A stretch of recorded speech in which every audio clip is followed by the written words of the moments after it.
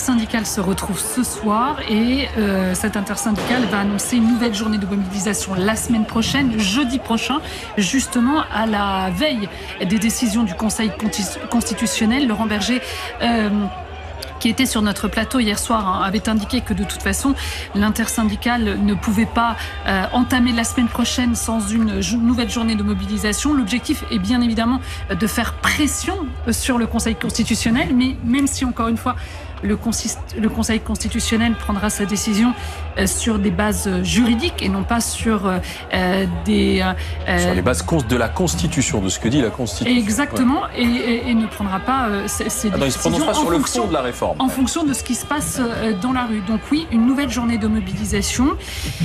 Et ensuite, eh bien, on verra ce que l'intersyndicale décidera en fonction, bien évidemment, des décisions qui seront prises vendredi prochain. Si c'est validé, monsieur le député Tavel ? Si c'est validé, le mouvement continuera. Moi, j'ai souvenir, j'ai participé à une génération contre le contrat première embauche, où on avait eu la décision, le 49.3, la décision du Conseil constitutionnel, même la promulgation de la loi par Jacques Chirac, et à la fin, le texte ne s'est jamais appliqué. Donc, quelle que soit la décision du Conseil constitutionnel, le mouvement continuera jusqu'à ce que ce texte soit retiré. Pour autant, il y a des raisons valables, juridiques, de faire que le Conseil constitutionnel censure cette loi qui n'a pas respecté la sincérité du débat parlementaire le plus élémentaire. Sincérité, clarté, tous les artifices, la violence qu'il y a eu pour corseter le Parlement, ses délais, etc. Ça n'est pas une bonne manière de faire la loi, surtout dans des sujets aussi sensibles. On revient sur ce qui se passe quand même en direct à Boulevard Auguste Blanqui, Dominique Rizet. Vous avez vu cette patinette là qui a été lancée sur les forces de l'ordre. Elle avait été déposée le long d'un arbre par un homme qui passait. Voilà, quelqu'un l'a récupérée et l'a lancée sur les forces de l'ordre. Vous voyez le danger que courent les policiers et les gendarmes qui font du maintien de l'ordre dans ce genre de manifestation, où des casseurs s'invitent aux côtés des manifestants pour provoquer ce désordre. Voilà, donc il y a eu un bond offensif, je répète toujours la même chose, et non pas une charge. Des policiers qui sont venus enlever ce début de barricade qui avait été installé, et à cette occasion, cette patinette leur a été... Trottinette. Vous dites patinette, Dominique. Ah bon ? Pourquoi ? C'est quoi la différence ? Non, on dit trottinette. Trottinette, c'était notre génération, Dominique, quand on appuyait sur la petite pédale pour la... Maintenant, c'est des trottinettes électriques. Un engin à 2 roues, voilà, qui a été lancé sur les forces de l'ordre. Bon, je souris, mais c'est vraiment pas drôle. C'est pas drôle que cette manifestation ne puisse pas se passer paisiblement comme elles se sont passées la plupart du temps jusqu'à aujourd'hui. C'est sans doute la manifestation parisienne la plus compliquée depuis le début de ce long cortège qui a démarré aux Invalides, qui doit se terminer place d'Italie. Alors certains sont déjà arrivés place d'Italie, mais là on n'y est pas encore. On est boulevard Auguste Blanqui dans le 13e arrondissement, et on voit ces affrontements, on voit aussi ces établissements bancaires qui sont attaqués. Ouais, alors c'est la deuxième, puisque je rappelle quand même que le 16 mars, celle qui avait terminé place de l'Opéra a été très violente, avec plus de 150 policiers blessés à Paris. Là, au moment où je vous parle, j'ai eu des retours du terrain. On a énormément de CRS, de gendarmes mobiles et de policiers des compagnies d'intervention. Donc effectivement, j'entendais Dominique Rizet tout à l'heure vous expliquer la différence entre les trois. Sur vos images, par exemple, à droite, on voit que c'est des policiers des compagnies d'intervention parce qu'ils ont des bandes bleues sur les casques. Les gendarmes mobiles, le casque est tout bleu, et les CRS ont 2 bandes jaunes. Et donc, il y a eu des tentatives d'incendie de vidéoprotection, puisque ces individus violents qui sont des spécialistes du désordre savent pertinemment comment on opère après en judiciaire pour essayer d'interpeller les fauteurs de troubles et ceux qui s'adonnent à caméras qui sont placées. Exactement. Le PPP, c'est plan vidéoprotection de la préfecture de police.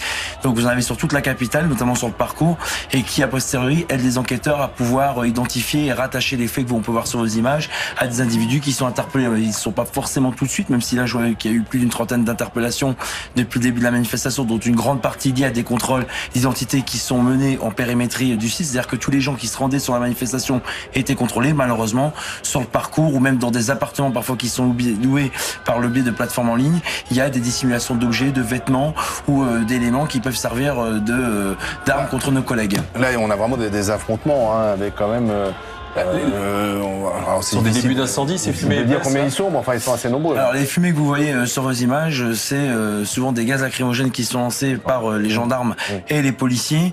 Vous savez que la stratégie de l'ordre à la française, c'est de maintenir à distance et de faire reculer les assaillants par des gaz lacrymogènes. Je rappelle que depuis Sivins, les gendarmes n'ont plus les grenades instantanées. Vous savez, c'est ces grenades qui avaient une part d'explosifs dedans, ou les grenades lacrymogènes instantanées pour les CRS ou pour les policiers.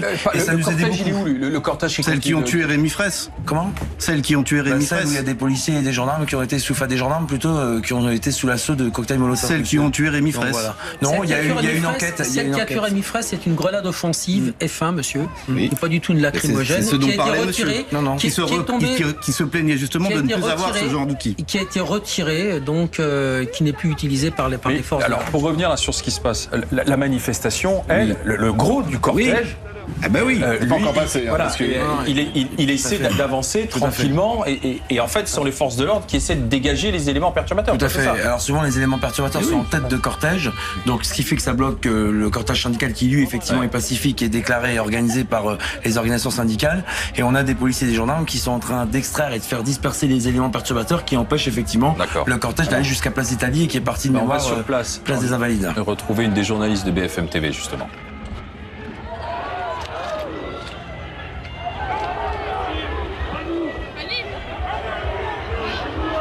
BFM TV qui se trouve à proximité du cortège. Vous êtes en direct. Oui, tout à fait. Problème. Ce cortège parisien. Ce que l'on voit actuellement, en fait, ce sont des manifestants qui sont en train d'avancer. Alors c'est vrai que c'est un petit peu confus au niveau de ce boulevard Auguste Blanqui, au niveau du métro Glacière. Et pour tout vous dire, là, on a d'un côté les manifestants, mais on a aussi des personnes qui sont habillées tout en noir. On pourrait penser qu'ils sont en train de constituer un black bloc, mais ce n'est pas si évident de là où nous nous trouvons.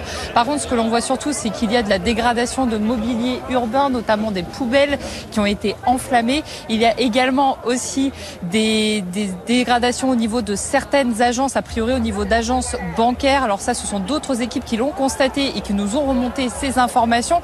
Mais c'est vrai que pour l'instant, c'est quand même assez épars. Alors là, ce que vous voyez quand même à nos images, c'est un abribus qui a été complètement détruit. On voit du verre au sol, donc ce verre sécurité qui a été cassé par des éléments perturbateurs. En fait, à chaque fois, on se retrouve dans la même situation, c'est-à-dire des éléments perturbateurs qui, soit en milieu de manif, soit en fin de manif, veulent aller à la casse, à la castagne, carrément se confronter aux forces de l'ordre. Et c'est exactement ça qu'on est en train de voir, alors qu'il y a des tirs de mortier d'artifice actuellement à proximité de là où nous nous trouvons. Généralement, c'est ce qui se passe aussi, il y a des tirs de mortier et du coup, à chaque fois, il y a les forces de l'ordre qui sont obligées d'intervenir. C'est ce que vous voyez sur nos images, les forces de l'ordre qui se repositionnent en direct en fonction de l'évolution de la situation sur le terrain. Et le but à chaque fois, c'est avec des gaz lacrymogènes de les faire bouger, de les faire avancer, là, de les nasser au niveau de la place d'Italie, parce qu'une fois qu'ils sont sur cette place, ils seront beaucoup plus faciles à contrôler. Et le but, évidemment, c'est que cela ne parte pas en manifestation sauvage. Mathieu Vallet, c'est vrai que souvent ça intervient en fin de manifestation. Enfin, on dit souvent, mais c'est plus tellement le cas, puisque depuis le début de l'après-midi, il y a eu régulièrement des problèmes, notamment devant la rotonde, avec un début d'incendie. Ensuite, une banque près de la place d'Enfer Rochereau, une autre banque sur ce boulevard Auguste Blanqui. La dispersion s'annonce quand même compliquée. On n'est pas très loin de la place d'Italie, là. Ouais, effectivement, d'habitude, c'est au moment de la dispersion, lorsque on a les personnes qui arrivent sur le point final de la manifestation, où on a les violences qui sont commises.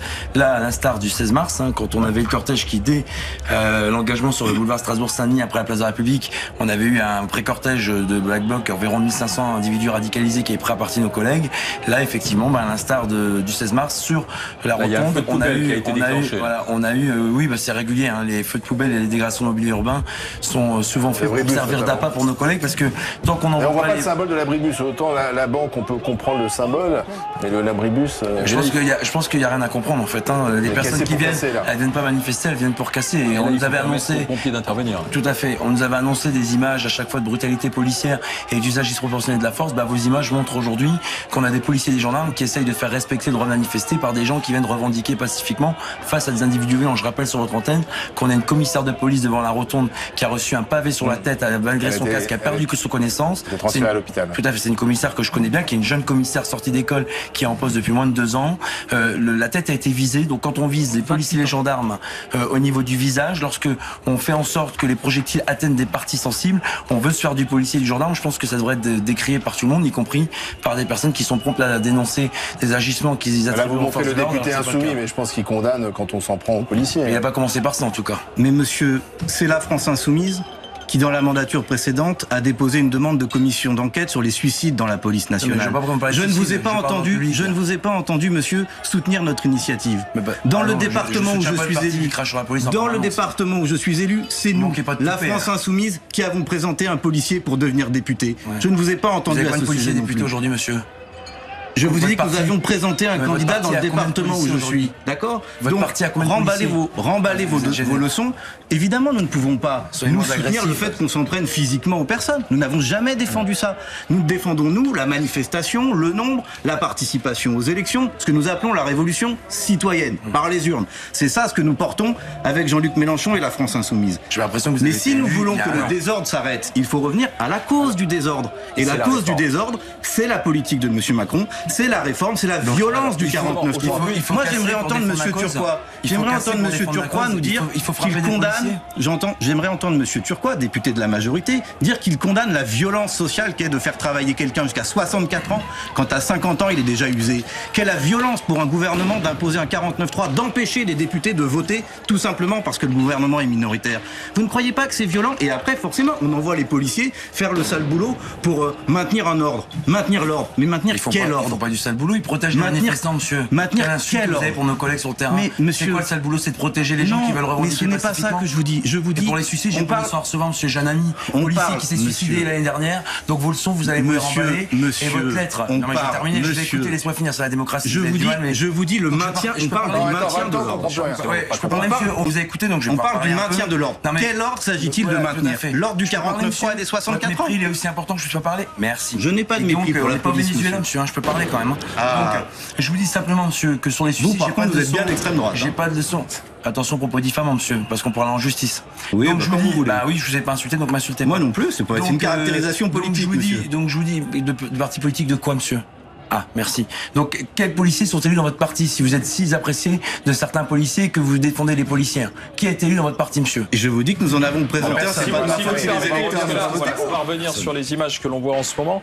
Aujourd'hui, à la fois par Laurent Berger et relayé par Jean-Luc Mélenchon, ce à quoi on assiste, c'est une crise politique, d'accord avec cette analyse. Même une crise de la démocratie. Une crise de régime, c'est ce qui a été dit. Oui, enfin c'est en effet les propos qui ont déclenché une forme de crise entre Laurent Berger et Emmanuel Macron hier, puisque Laurent Berger décrit ça comme une crise démocratique, là où Emmanuel Macron, on peut le rappeler, dit lui que c'est un peu exagéré d'en tirer de telles leçons et il dit même en résumé qu'il y a un effet de loupe avec les réseaux sociaux, le président, sur ce qu'on voit là dans la rue en termes de violence. Il y a souvent eu beaucoup de manifestants qui manifestaient contre les retraites par le passé et donc lui n'y voit pas une crise démocratique. Ce qui est certain, c'est qu'il y a une crise politique majeure aujourd'hui. Après, en effet, c'est pas très différent de ce qu'on a pu voir lorsqu'il y avait des contestations contre des mesures qu'avaient proposées d'autres premiers ministres ou d'autres présidents auparavant. Et que la France ait une forme de crise démocratique, c'est bien antérieur à ce qui est en train de se passer en ce moment. On a bien vu en 2022, par exemple, qu'avec des taux d'abstention qui étaient extrêmement élevés, qu'avec des mouvements de colère comme la crise des jaunes en 2018, la France, de toute façon, était déjà malade depuis un moment. Donc dire que tout découle et tout dépend de cette réforme des retraites aujourd'hui, c'est certainement un peu exagéré. Ce qui en revanche peut être choquant aujourd'hui, c'est de voir que il y a absolument aucune ouverture chez personne. Il y a aucune ouverture chez Emmanuel Macron qui a des propos plus durs qu'il n'en a jamais eu en privé, qui ne reconnaît rien en termes de responsabilité dans ce qui peut être en train de se passer aujourd'hui. aujourd'hui pour la seule et bonne raison qu'il dit qu'il a annoncé cette réforme avant d'être élu, mais est-ce que ça suffit? C'est un débat. Et puis, il n'y a pas d'ouverture de la part des syndicats. Donc, on est sur une situation qui est insatisfaisante pour tout le monde. Et le pouvoir, aujourd'hui, n'essaie pas d'indiquer un chemin pour en sortir, puisqu'il considère qu'il n'y a pas de problème. Donc, voilà, on est sur quelque chose d'un peu kafkaïen. Et quant à ces violences aujourd'hui, bien sûr qu'Emmanuel Macron n'en tirera aucune leçon, puisqu'il considère que ce sont uniquement des casseurs. Ceux qui en tirent des leçons, ce sont ses électeurs, puisqu'on a vu notamment qu'il chutait en popularité auprès de son propre électorat et auprès des retraités qui n'apprécient certainement pas du tout ces images, puisqu'on sait qu'ils sont très attachés à l'ordre et à la sécurité. Oui, mais alors, donc alors, parce que moi j'entends beaucoup dire, oui, mais finalement, ces images de violence profitent au pouvoir en place, parce que ça bordélise en quelque sorte le mouvement social. C'est pas forcément le cas. Ça profite qui? À Marine Le Pen plus que Emmanuel Macron? Dans les sondages aujourd'hui, ça profite à Marine Le Pen. En effet, ça c'est extrêmement clair. On l'a vu hier avec ce sondage IFOP. Marine Le Pen qui ne dit rien, qui ne regarde rien et qui je veux dire, ne commente rien et qui en effet explose dans les sondages aujourd'hui quand on regarde ce qu'elle pourrait en tirer. Un mot là-dessus, Nicolas Turquois, sur les conséquences politiques, parce que là on est à la 11e journée d'action, il y en aura une 12e, peut-être une 13e en fonction de la décision du Conseil constitutionnel. Il y a quand même un sentiment de vivre dans un pays qui ne va pas bien. Vous êtes député modem de la Vienne. Et pour l'instant, on voit pas bien ce que la majorité a proposé pour apaiser. La réunion avec les syndicats est un échec flagrant. Alors, d'une part, d'abord, en premier, moi je voudrais apporter mon soutien aux forces de l'ordre parce que il y a des gens qui risquent leur vie pour faire un cordon de sécurité. Ça s'est passé dans les Deux-Sèvres il y a quelques semaines, ça se passe ici. Je sais pas quelles seront les nouvelles de cette commissaire dont vous avez parlé, de cet autre policier, mais au final, c'est d'abord un soutien pour ça, un soutien aux Parisiens parce que en quoi un abribus apporte quoi que ce soit dans le combat sur les retraites. Je peux comprendre, même si je partage pas le côté symbolique d'un établissement bancaire. L'abribus, c'est des dégradations pour les Parisiens. Après, je pense que là, on est dans une situation, effectivement, il y a une situation de blocage entre je parle pas de ces éléments qui n'ont rien à voir et qui dénaturent complètement le combat légitime de certains manifestants qui étaient opposés. Et 370 cortèges partout en France. Ouais, alors... D'un autre côté, moi, j'ai pas une analyse comme vous pouvez l'avoir. Je vois ce qui s'est passé dans mon département. Il y a eu plus de cortèges, mais moins de monde, oui. Même beaucoup moins de monde. Par contre, ça s'est un peu plus radicalisé avec notamment des éléments plus jeunes et plus durs. Et c'est ce qu'on voit. Et je pense que ça va amener une forme de pourrissement. Donc maintenant, ce qu'il faut, c'est renouer. Et je pense que comme chacun, côté syndical et côté gouvernemental, a eu des positions dures, ça va être compliqué. Moi, je pense que ce qui a manqué, ce qu'il faut, c'était cette fameuse loi travail qu'on a apportée. Parce que c'était la question de comment on arrive en bonne santé à l'âge de la retraite. Et il y a toute une réflexion à faire sur le rapport au travail. Beaucoup de gens me disent, mais 64 ans, c'est pas le problème, c'est comment j'y arrive. Et pour certains métiers, c'est pas possible. Et ça, c'était des éléments qui devaient être commencés à discuter dans cette loi, qu'on n'a pas pu discuter parce qu'on a été complètement sous le flot des amendements et des comportements de la France insoumise qui a amené de l'attention. Et puis, il y avait d'autres éléments qu'il faut évoquer parce qu'il y a effectivement un certain nombre d'emplois qui sont plus subis que choisis. Et donc, c'est ce rapport au travail sur lequel il faut... Si vous le permettez, monsieur Député, on va retourner du côté du boulevard Blanqui, Auguste Blanqui, là, au cœur de la manifestation, des affrontements que l'on a pu voir. Hein, nous sommes en direct sur place.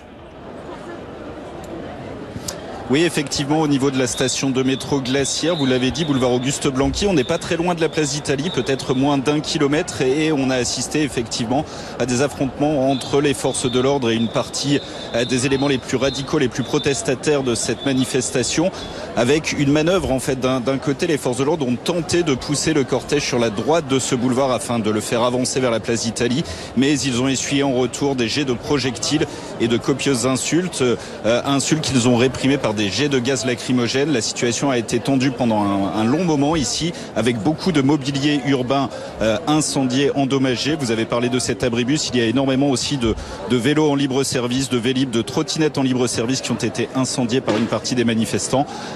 Aujourd'hui, à l'instant où on se parle, la situation redevient un tout petit peu plus calme, même si les incendies n'ont pas encore été circonscrits, et les manifestants tentent d'avancer vers cette fameuse place d'Italie, mais tout ça reste encore extrêmement sensible. Ouais, toujours en direct du boulevard Auguste Blanqui avec un feu de poubelle, de containers poubelles. On attend l'arrivée des pompiers, bien sûr, pour l'éteindre. Dominique Rizet, les voilà. Voilà, l'intervention des pompiers à l'instant, parce que en fait, on attend que la situation soit plus calme pour les faire intervenir. Oui, parce qu'on peut pas mettre les pompiers en danger, c'est impossible. Il faut leur permettre de travailler avec un espace dégagé autour d'eux. Vous voyez, ils ont ces systèmes qui leur permettent d'éteindre des incendies rapidement, pas besoin de camions, donc avec un liquide spécial. Ça repart aussi. Ça repart, mais bon voilà, il faut les laisser passer. Et en fait, tout ça, c'est au gré de la manifestation. Derrière, demain, il faudra nettoyer. Là encore, ce sont des gens de la ville de Paris. Qui vont venir pour gratter tout ça, nettoyer tout ça. Il faut aussi penser à eux, parce que après les manifestations, bien, ce sont ces gens-là, certainement pas très bien payés, qui viennent nettoyer la casse et tout ce qu'il reste après les manifestations. On parle de crise politique, de crise institutionnelle, crise de régime ou pas? Oui, il y a un peu tout cela, crise de la démocratie, parce qu'une partie des gens n'ont plus confiance dans la démocratie représentative et veulent lui substituer un autre ordre. C'est le cas de ces Black Blocs, c'est le cas des zadistes. Être élu, député ou conseiller général, ça n'a plus aucune valeur. Le vote ne fonctionne plus.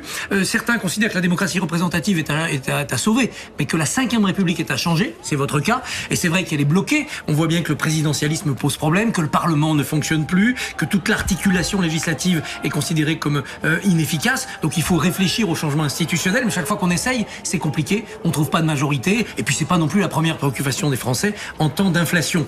Dans ce cadre-là, tout le monde fait de la politique. La France insoumise fait de la politique en jouant aussi sur les mots. Quand Jean-Luc Mélenchon dit « la police tue », abus de langage. Quand il dit de Bernard Cazeneuve, alors ministre de l'Intérieur, il est responsable de l'assassinat de Rémi Fraisse, ils vont d'ailleurs aller en justice, abus de langage. Et donc là même, quand vous dites violence pour englober dans le même mot des faits véritablement délictueux et puis des réformes sociales, certes contestables, certes impopulaires, et qu'une autre majorité pourrait défaire parce qu'il y aura d'autres élections, vous mettez sous le même vocable violence des faits qui ne peuvent pas être comparés. Une réforme des retraites impopulaire, peut-être injustifiée financièrement, en tout cas qui peut être combattue politiquement, n'est pas une violence. Elle peut être une injustice, mais pas une violence. C'est pas une violence comparable juridiquement au fait de lancer un pavé sur un policier, de tenter d'incendier un restaurant ou de saccager une banque comme on l'a vu cet après-midi. Et par cet abus de langage, vous participez à une crise dont vous dénoncez les effets, les casseurs, mais dont vous nourrissez les causes.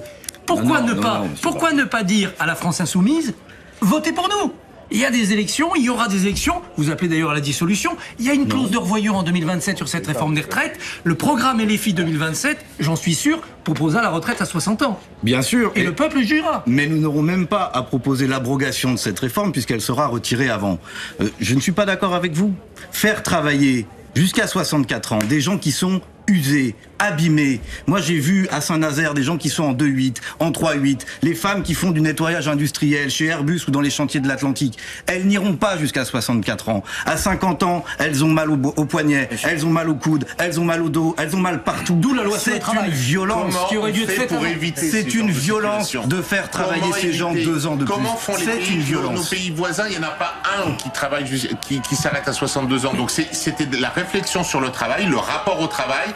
Comment il se fait que, par exemple, dans la construction, les salariés des grandes entreprises soient mieux protégés que la PME parce qu'elle n'a pas les moyens? Comment on réfléchit à ça? Ça, c'est un vrai enjeu de transformation de la société. Et d'ailleurs, ça aurait dû être fait avant. Ça aurait dû être fait avant. De jeter de l'huile sur le feu comme vous faites, vous attisez les tensions les uns et les autres. Et au final, au détriment de la population, des forces de l'ordre. Vous êtes peut-être en train de dire finalement que vous êtes trompé de méthode. Si vous aviez commencé par cette réflexion et des avancées sur les conditions de travail, il était plus facile de demander aussi aux Français de travailler plus. Ça a été évoqué dès le début. Mais on n'a pas pu. Il y avait des éléments dans cette loi. Le format PLFSS rectificatif ne permettait pas d'évoquer ce sujet. Ça a été annoncé par le ministre dès le début. C'était prévu pour le printemps. C'est vous qui avez décidé les règles de passer par cette procédure qui vous empêchait de faire une loi plus globale. Il y a un enjeu de réforme et un enjeu de sauvegarde financière du système de retraite qui était très important. C'est pour ça que le président en a fait un élément important parce qu'il y avait vous dites pas aujourd'hui finalement on s'est quand même trompé, on n'a pas dû faire comme ça? Pardon? Vous dites pas on s'est trompé, on n'aurait pas dû faire comme ça finalement, mauvaise méthode, mauvaise pédagogie. Mais il y avait des erreurs des dans la éléments qu'on pouvait évoquer différemment. Moi je pense qu'il fallait comme ça a été fait sur la question de l'énergie. il fallait d'abord parler de cet effort légitime pour une raison financière. Il y a eu des éléments de méthode sur les éléments de justice qui se sont peut-être pas avérés suffisamment, les fameux 1200 euros suffisamment consolidés, sur lequel il y a eu des gens qui ont dit il y a des doutes, il y a des choses qui c'est le moins qu'on puisse dire. C'était d'abord une réforme financière pour sauver le système de retraite. Si on n'en prend pas conscience, les pays voisins en ont pris conscience. Mais nous, on veut un aveuglement où on finance tout par la dette. Mais non, monsieur Turquois, sur vous le nos savez enfants bien. et nos petits-enfants le fait de payer les pensions actuelles. Voilà. Vous le savez bien que ce n'est pas vrai. Vous savez, monsieur Turquois, à cette situation. Monsieur Turquois, le jour où le coup près est tombé à l'Assemblée, on nous a dit le débat est terminé, ça fait tant de jours, pas un de plus. L'amendement suivant qui venait, que je devais défendre au nom de mon groupe, c'était une proposition que François Bayrou avait fait d'augmenter les cotisations patronales. Pourquoi cela n'était pas dans le texte de départ? Pourquoi on n'a pas mis à contribution les revenus du capital, les dividendes? Pourquoi c'est toujours les salariés qui doivent payer? Pourquoi? Eh bien, pourquoi on ne l'a pas examiné? Mais parce que le gouvernement avait choisi une méthode qui limitait le débat. La dernière journée, il manquait 4 ou 5 jours de débat pour qu'on puisse examiner tout le texte. 4 ou 5 jours. Monsieur Tavel, vous avez passé 4 heures oui à faire des amendements où il fallait imposer une taxe sur les entreprises de plus de 750 millions d'euros de chiffre d'affaires, de plus de 750 millions et 1 euro, 750 millions et 2 euros. 4 heures de suite. Ben on essaye de vous convaitre, mais vous êtes un peu dur à comprendre. Ouais, ça, vous savez, ça c'est de l'obstruction parlementaire. Vous avez complètement voulu enliser le système. Et vous en payez. De toute façon, politiquement, la France n'est pas gagnante, les Français sont pas gagnants, et vous n'êtes pas du tout gagnant. Si on va être gagnant ou une, c'est Marine. On va pas refaire le débat parce qu'il est terminé. Maintenant, la prochaine étape, c'est comment on sort. Comment on sort de ça. La prochaine étape, c'est le Conseil constitutionnel. Par le retrait ou le référendum. Vendredi prochain, avec la veille, une nouvelle journée de manifestation. Ce sera le 12e. Voilà. Là, Mathieu Vallée, je me retourne vers vous puisque vous êtes le responsable. C'est calme, Place d'Italie.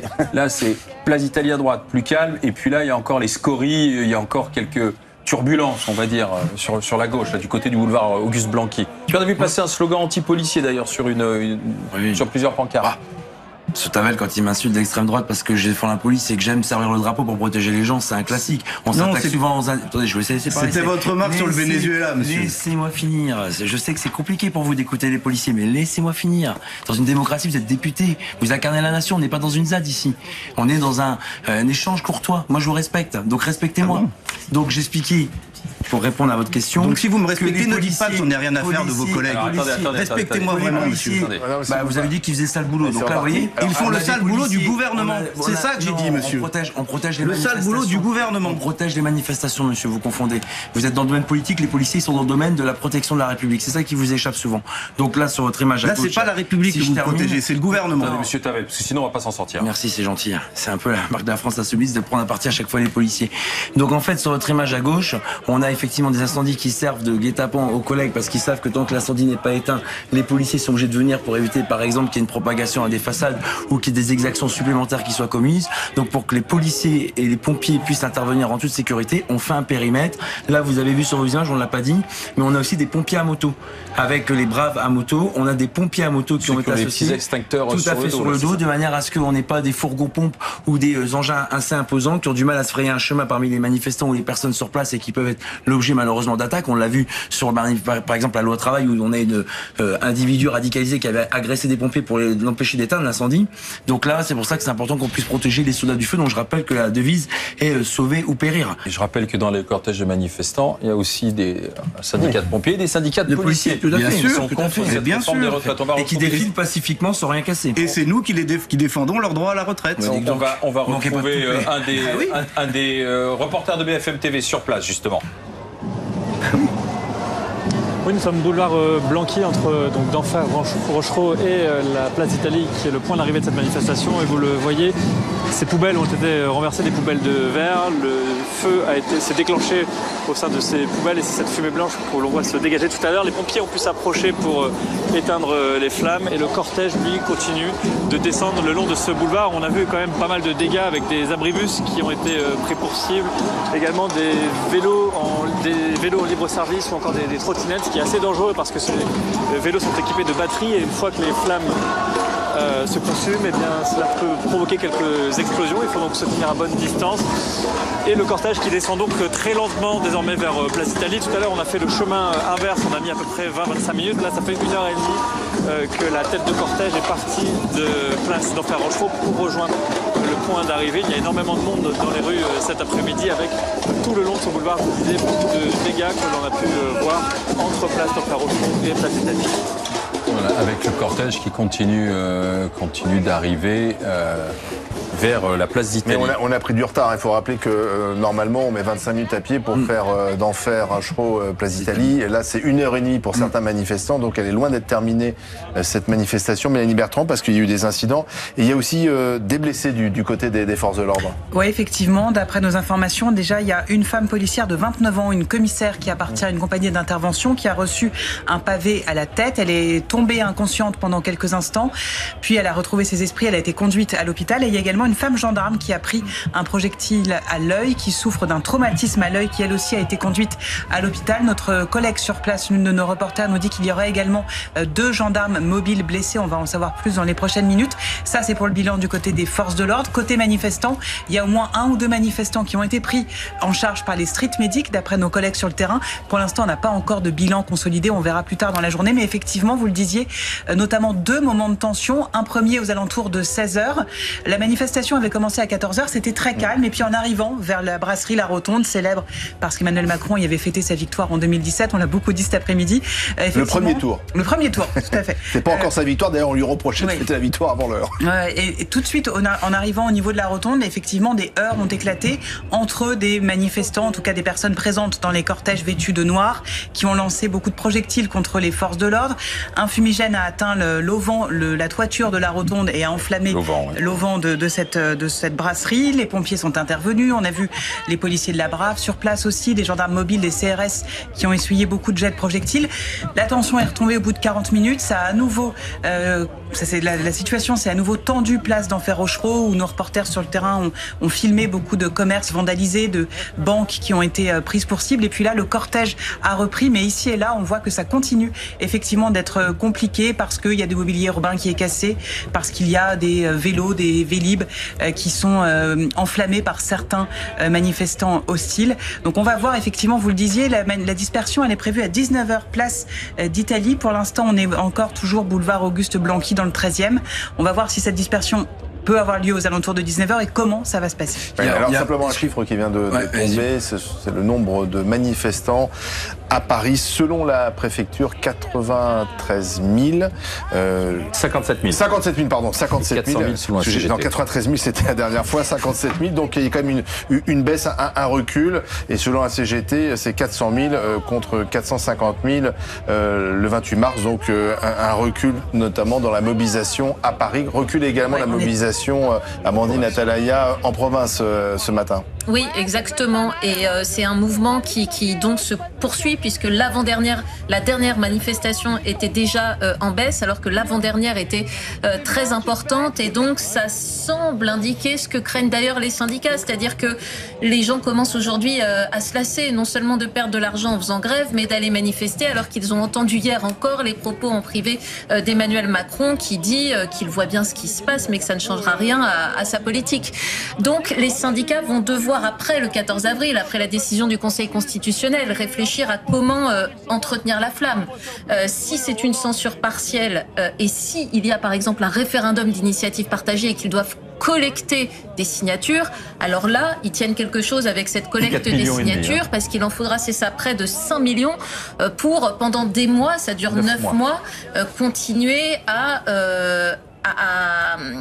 faire participer ces Français d'une façon différente parce que les syndicalistes disent bien aujourd'hui qu'ils ne vont pas continuer à faire toutes les semaines ou tous les mois des manifestations dont on va dire à chaque fois qu'il y a des chiffres en reflux et auxquels se joignent aujourd'hui des casseurs, ce qui n'est quand même pas terrible en termes d'image. Qui peut dissuader d'ailleurs certains de venir manifester. Christophe Barbier, comme le disait Amandine, la pression elle est sur le Conseil constitutionnel. Est-ce que les sages de la rue de Montpensier, comme on les appelle, 9, ils sont avec 2 anciens premiers ministres, est-ce qu'ils sont imperméables au climat social, au climat de la rue ? personne n'est imperméable, mais ils sont quand même assez hermétiques pour une bonne raison, c'est qu'ils ne décident pas en fonction du nombre de manifestants. Non, ni en fonction du nombre de manifestants, ni en fonction de leur passé politique, ni en fonction de leur humeur du jour. Ils ont un cadre juridique très précis, avec une jurisprudence très ancienne.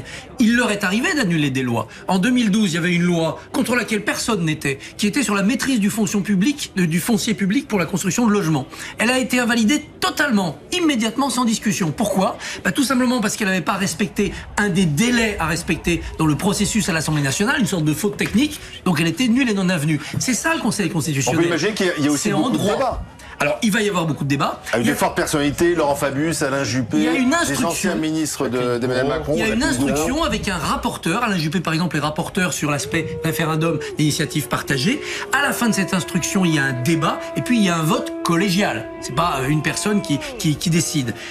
Il y a 3 possibilités. La censure totale, c'est déjà arrivé, mais on voit mal ce qui pourrait donner prise. Le fait qu'il y ait eu 49.3, 47.1, 44.3, c'est possible constitutionnellement. La censure partielle est probable, parce que certains articles relèvent de ce qu'on appelle un cavalier. Et n'ont rien à faire dans cette réforme budgétaire. Et puis, il y a quelque chose qui est un outil très souvent utilisé par le Conseil constitutionnel. C'est la réserve d'interprétation. C'est-à-dire, on valide un article, on dit il est constitutionnel, sous réserve de son application selon tel mode d'emploi. Donc c'est une pression qui est mise sur les ministères au moment de la rédaction des décrets. Si les décrets rédigés par l'État, par l'administration, respectent l'angle donné par le Conseil constitutionnel, le processus va au bout. Le Conseil constitutionnel met donc sur des rails certains articles. Ça permet à tout le monde de sortir en sauvant la face. L'article est validé, mais les syndicats pourraient dire « Ah, vous voyez ». Il est demandé au gouvernement d'appliquer cet article de certaines manières. Alors là, on est place d'Italie, c'est intéressant parce qu'on voyait les forces de l'ordre, Mathieu Allais, se déployer. C'est compliqué parce qu'il y a encore beaucoup de chantiers, visiblement, place d'Italie. Oui. Tout au long du parcours, on a vu que ces zones de chantier pouvaient malheureusement servir aux émeutiers. Hein. Ils trouvent des choses à jeter sur les forces de l'ordre. Comment on va organiser la dispersion ? Vous avez raison de préciser, c'est très compliqué avec les objets qui peuvent servir d'armes par destination ou qui sont servis de barricades. Hein, c'est ce qu'on a vu tout à l'heure sur le parcours qui a été enflammé. Et on a des policiers et des gendarmes vaillants, courageux, résilients, qui malgré les blessures qui ont été évoquées à l'instant, avec une commissaire qui a pris un pavé en pleine tête ou une gendarme qui a été blessée à l'œil, maintiennent la sécurisation de la manifestation. Mais on voit des pavés là du chantier qui pourraient servir d'armes. Alors ça, c'est ce qui ne peut pas être enlevé avant. Le choix de cet itinéraire a été une inconséquence majeure. Tout à fait. Alors le choix de l'itinéraire. Après, les chantiers dans Paris, il y en a partout. Mais enfin, quand même, juste sur M. Barbier, dont je partageais tout à l'heure un point de vue, je voudrais juste revenir après dessus, je vais vous répondre tout de suite. Effectivement, l'itinéraire se négocie entre la préfecture de police de Paris et les organisations syndicales. Je rappelle que depuis janvier, les 11 journées nationales d'action, il y a eu une négociation intense entre le préfet de police et les organisations syndicales, ce qui est un changement majeur par rapport à la précédente direction où effectivement, il y avait un lien beaucoup moins fort entre les syndicats et la préfecture. Il y a une information en temps réel et c'est là où M. Tavel, je reviens vers vous. Non, mais restez, ne commencez pas à provoquer le député insoumis, j'ai bien vu. Mais c'est pas très intéressant. Là, restons sur ce qui se passe parce que nos collègues, ils sont en difficulté quand même. Alors là, vous avez... Je ne provoque personne. Juste important que vous téléspectateurs sachent que les policiers et gendarmes fassent leur travail. D'accord, mais c'est pas M. Tavel qui est place d'Italie là. Je vais y venir. Là, c'est dommage que je ne peux pas terminer mon propos, c'est pas dans vos habitudes. Donc là, sur l'image, je vais pas vous commenter ce qu'on voit. C'est des policiers qui sont actuellement mis en place pour faire des barrages et une sécurisation de périmètre, de manière à ce qu'on puisse protéger les personnes qui arrivent pacifiquement sur le lieu de dispersion. Et effectivement, ici et là, alors là, on voit que c'est des gendarmes mobiles. Ils peuvent être objets de jets de projectiles ou de prise à partie. Là, effectivement, puisqu'ils sont bonne idée de prévoir la dispersion sur une place qui est en chantier. Vous savez que malheureusement... Pourquoi passer devant la rotonde aussi? Oui, non, mais ça, c'est une négociation qui se fait entre la préfecture de police de Paris et les organisations syndicales. Le préfet pour Merci, M. Tavel, de m'apporter une défense qui est pas si habituelle. Les spectateurs se demandent toujours qui choisit le parcours. Mais à Paris, vous avez, pour que nos téléspectateurs comprennent, parce qu'il n'y a pas que les Parisiens qui regardent votre chaîne, il me semble, sur Paris, tout est en travaux avec les Jeux Olympiques. À Chapelle, au nord de Paris, au sud de Paris, à Porte de Versailles, tout est en travaux, toutes les rues sont en travaux. Vous avez des objets de chantier, vous avez des palissades, vous avez des barrières qui sont positionnées dans toute la capitale. Et malheureusement, il y a aussi les constructions de voies cyclables, il y a aussi ces réfections de places publiques comme la place d'Italie. Donc tout est compliqué. Ce monsieur là. Pourquoi il prend des risques en se mettant là? Oui, tout à fait. C'est ce qu'on demande souvent aux personnes qui sont à proximité des éléments en fait perturbateurs et radicalisés violents, c'est de se désolidariser en n'étant pas spectateur ou à proximité pour faciliter le travail des forces de l'ordre. Et là, qu'est-ce qui se passe là pour vos collègues là, parce qu'ils sont dans un nuage de fumée? C'est quoi? Eh ben, de l'autre côté, là, vous avez une place qui est très grande. Je rappelle que vous avez 2 éléments sensibles sur cette place. Vous avez la mairie du 13e qui est sur cette place. Vous avez le commissariat du 13e qui est boulevard de l'Hôpital, juste à proximité, qui sont des points névralgiques à protéger pour nos collègues. Et là, effectivement, les nuages que vous, et le centre commercial Italie 2, effectivement. Et là, en fait, ce que vous voyez sur vos images, c'est des gaz lacrymogènes qui ont dû être lancés de l'autre côté de la place parce que ça doit arriver de partout. Et là, la grande difficulté, c'est que cette place, elle débouche sur le boulevard de l'Hôpital, le boulevard Avenue. Oui, regardez, on parlait de ce chantier. Bah oui, on peut prendre une barrière. Oui, tout à fait. Non, mais Paris est en chantier. Avec les JO, de toute façon, il va falloir s'habituer. Et on peut pas les enlever, ces chantiers, momentanément. Alors, à un moment donné, lorsqu'on avait les ultra jaunes qui s'accaparaient le mouvement des gilets jaunes et qui étaient souvent sur les Champs-Élysées ou à proximité du secteur compliqué de la place de l'Étoile avec l'Arc de Triomphe, on avait la mairie de Paris qui avait été jusqu'à enlever les protections des armes, enlever tous les mobiliers qui pouvaient servir de projectiles. Là, les cortèges et les parcours changent à chaque manifestation. Il y en a une, visiblement, qui aura lieu le 13 avril prochain. Donc, à chaque fois, il y a une négociation qui se fait. Mais aujourd'hui, ce que je peux vous dire, c'est qu'il n'y a pas de parcours idéal. Hormis, effectivement, il y a une chose que je peux vous dire, puisque vous m'interrogez sur ça, devant l'Assemblée nationale, place de la Concorde, sur tous les lieux névralgiques où il y a des lieux de pouvoir et d'institutions de la République, lorsque, par exemple, il y a eu des rassemblements après le 49.3 sur place de la Concorde, moi j'ai été très sceptique, comme beaucoup de mes collègues, d'autoriser ces rassemblements sur cette place ou de permettre à des gens d'y être, parce que on a l'Élysée à côté, parce qu'on a... Il n'y a pas de commerce, du coup là les commerces sont protégés. On va retrouver un des reporters de BFM TV qui est en direct de la place d'Italie, justement. Oui, spontané, mais non, mais il y avait un début d'incendie. Effectivement, place d'Italie où le cortège est arrivé depuis maintenant 15 minutes et vous le voyez, les CRS qui ont lancé copieusement des gaz lacrymogènes pour faire évacuer la sorte de petit parc qu'il y a au centre de cette place. Vous le voyez avec ce qu'on appelle un miroir d'eau. Il y avait énormément de monde devant il y a à peu près 10 minutes et à cause des gaz et des forces de l'ordre, eh bien tout le monde est parti. C'était évidemment le but. Le but c'était également de sécuriser, on l'imagine, un chantier de travaux qui se trouve collé à cette place d'Italie avec de très nombreux objets qui auraient pu servir eh bien aux casseurs contre les forces de l'ordre. Pour sécuriser ce parc, les forces de l'ordre ont fait le choix de gazer donc cette place d'Italie qui est pourtant le lieu d'arrivée du cortège qui est encore très majoritairement derrière. Les syndicats ne sont pas du tout encore arrivés ici, place d'Italie, et ça ne devrait pas être le cas avant de très longues minutes parce que des affrontements ont encore lieu entre forces de l'ordre et casseurs, et donc tant que tout ceci n'est pas un peu plus calme et sécurisé, on imagine que les syndicats n'iront pas. Et vous le voyez donc, ces gaz lacrymogènes qui sont lancés de nouveau sur les éléments perturbateurs en tête de cortège ici, place d'Italie. Gaz lacrymogène et puis voilà. Parce que sur cette place là tout à l'heure, on m'interrogeait sur le fait que pourquoi on avait des gendarmes ou des compagnies d'intervention, des CRS qui étaient, vous voyez comme sur vos images, à proximité des engins de chantier ou des barrières de chantier. C'est de la protection. C'est de la protection, et comme vous en avez sur toute la place au niveau en haut à droite de votre image par exemple, mais aussi de l'autre côté qu'on voit pas au niveau du boulevard de l'Hôpital sur votre image, il faut qu'on positionne des forces de manière à ce que ça soit pas incendié ou que les éléments de chantier ne servent pas de projectiles pour permettre d'attaquer. En théorie, la dispersion elle est dans un quart d'heure.